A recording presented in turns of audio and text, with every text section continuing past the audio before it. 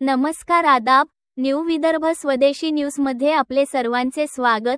प्रतिनिधी शेख आबिद यांची रिपोर्ट. महत्त्वपूर्ण बातमी. आज दिनांक 23 मे 2025 रोजी बुलढाणा जिल्हा समाजवादी पार्टीच्या आक्रमक आझाद पठाण युवा जिल्हाध्यक्ष समाजवादी पार्टी यांचे उत्तर. किरीट सोमय्या, तुमच्या राजकारणाची लाज वाटावी. लेखक आझाद पठाण. युवा जिल्हाध्यक्ष समाजवादी पार्टी भाजप नेते किरीट सोमय्या यांनी नुकतंच वक्तव्य केलं की महाराष्ट्र 3 महिन्यांत भोंगे मुक्त होणार आणि सर्व मशिदींवरील भोंगे उतरवले जाणार. हे विधान म्हणजे भाजपचा पारंपरिक धार्मिक तेढ निर्माण करण्याचा अजेंडा पुन्हा समोर आणण्याचा प्रयत्न आहे. किरीट सोमय्या. महाराष्ट्र हे फक्त हिंदूंचंच राज्य नाही. इथे मुस्लिम, बौद्ध, शीख, ख्रिश्चन सगळ्यांनी मिळून हा प्रदेश घडवला आहे.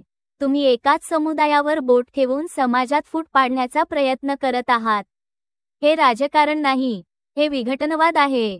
भोंगे जर आवाजाचे कारण असेल तर मग भोंग्यांवर बंदी ही सर्व धर्मांवर लागू व्हायला हवी. मग तुमच्या पक्षाच्या सणसमारंभांमध्ये, रॅलीमध्ये, प्रचार सभांमध्ये दणदणाट करणाऱ्या स्पीकर्सवर बंदी का नाही? की ती स्पीकर्स फक्त तुमच्या प्रचारासाठी वाजवायला मोकळी आहेत? भाजपचे नेते म्हणजे एकच भूमिका, मुस्लिम समाजाला टार्गेट करा, मतांसाठी द्वेष पेरत रहा. पण महाराष्ट्रातील तरुण याला बळी पडणार नाहीत.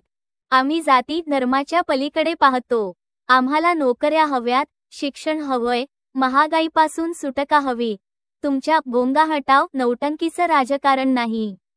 मी आझाद पठाण, समाजवादी पार्टीचा युवा जिल्हाध्यक्ष बुलढाणा म्हणून स्पष्ट सांगतो, जर कोणतीही मशिदीचा भोंगा उतरवण्याचा अवास्तव प्रयत्न झाला तर आम्ही कायदेशीर आणि लोकशाही मार्गाने आंदोलन उभं करू.